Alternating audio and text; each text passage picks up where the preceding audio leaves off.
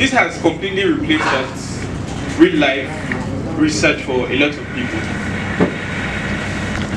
Some people, maybe even you're doing your master's, your PhD, unless there are some very rare books, you do your entire research online.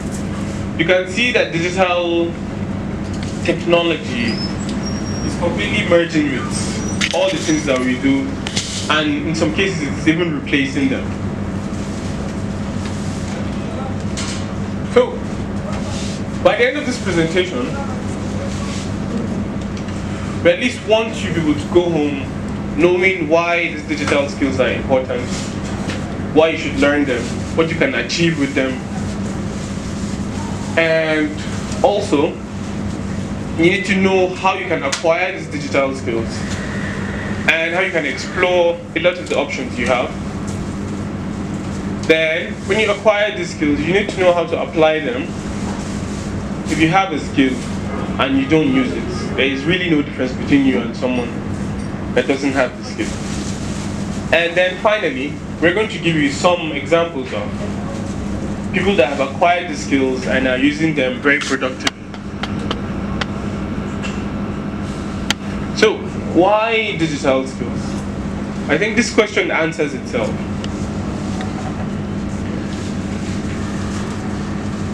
If you have been listening to what I've been saying, you'd have heard me mention that digital skills have become a core part of our lives nowadays. You can't do most things without digital skills. If you have an assignment they give you in school on a topic you don't know, to do that assignment, your best option would be to go online and search for the answer to it. So, okay, it states here digital transformation, which is just the process I explained before that digital technology is encroaching on our day-to-day lives. And another very important reason for acquiring digital skills is it can be a source of income for you. Most of these digital skills can be applied to make money. You take pictures, you record videos for people, you manage their accounts, and a lot of other things. And you get paid for all these activities. One second. They are busy. They should just give them time.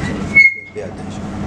Okay, so I was just notified that you don't have to write all of this. The slides will be sent to you, so you have access to them. So You want to hope they all have emails? no, send it to the WhatsApp. But your WhatsApp.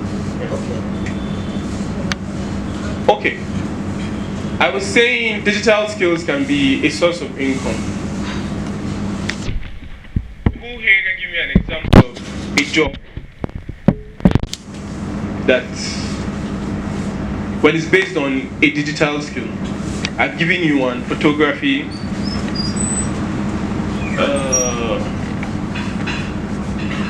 graphics design, web design, motion graphics, animation, and all that. Yes? What? Yeah, Python for data analysis. Food is not.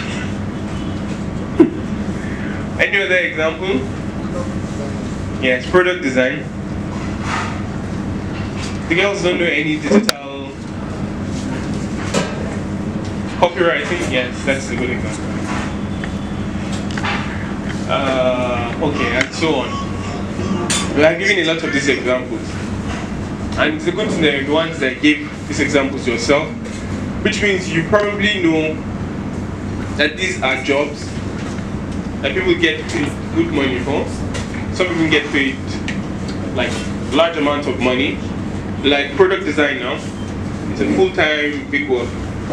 Companies can hire you to design their products. Could be a website, an application. Did you say something? Yes, landscape design. So another reason to acquire these digital skills,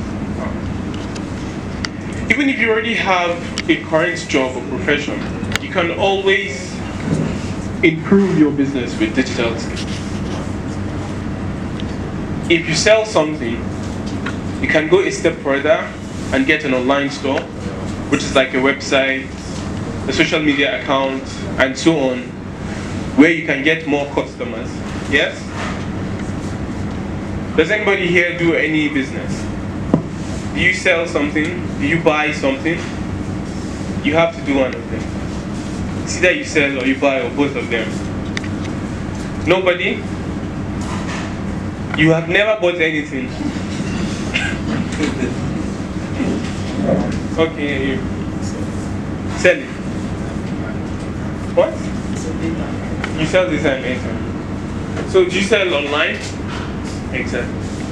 You can see the traditional way of selling data and airtime is you sit under an umbrella somewhere and someone will come and buy the credit from you physically. But now, with the inclusion of a smartphone, which would be the digital device, he can do all of this from the comfort of his bed. Someone will just send him a message or call him, I need so amount of airtime or data, and then you make the transfers, yes? And then they transfer your money to you. That's a very good example. Another example here. Who here buys something? Nobody buys anything. Yes, okay. You order stuff from Jumia.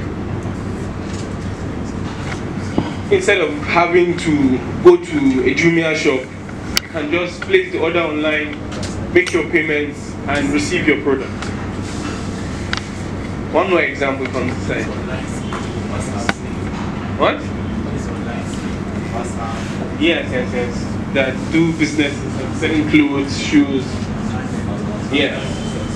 So these are very common examples that I'm sure we have come across once or twice. Even if you didn't buy, you must have seen someone advertising clothes or shoes, what have you, on WhatsApp or Facebook. Yes?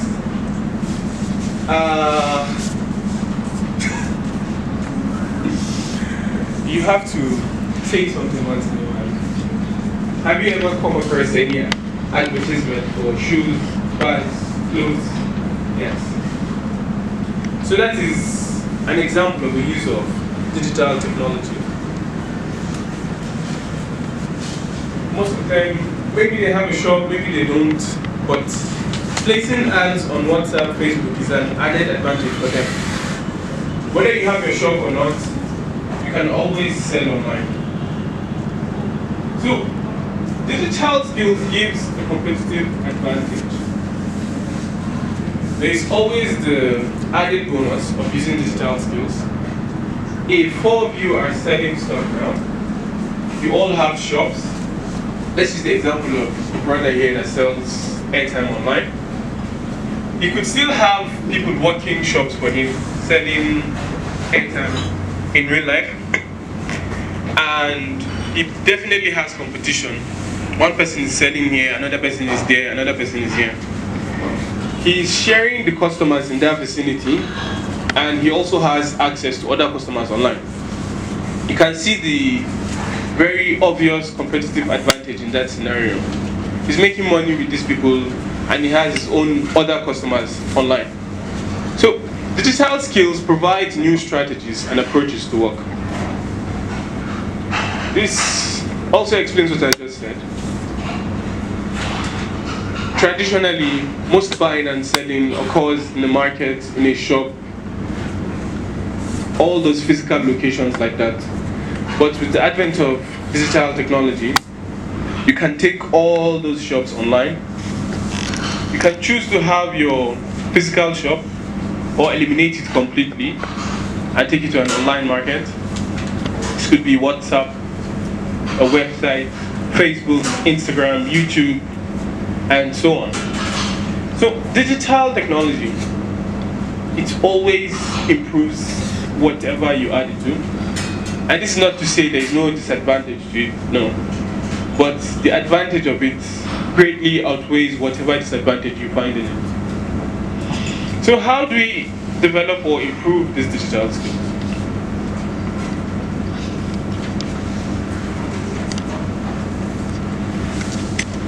Okay.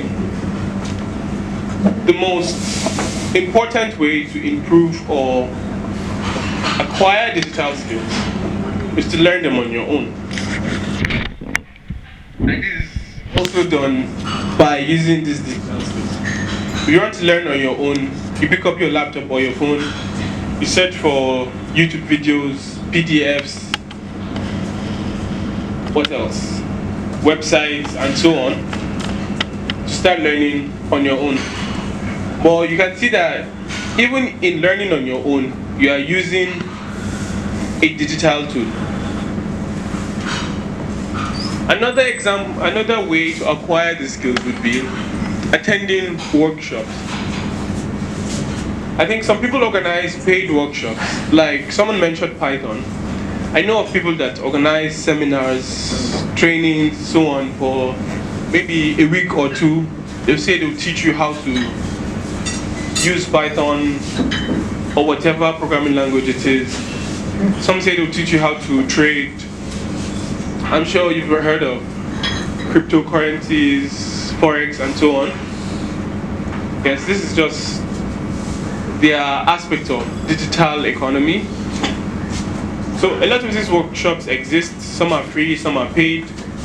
But this is also an option for you to acquire these digital skills. And you have a third option, which is taking online courses.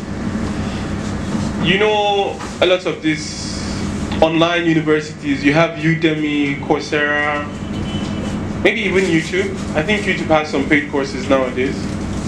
So you have so many options online to learn. And finally, through mentorship.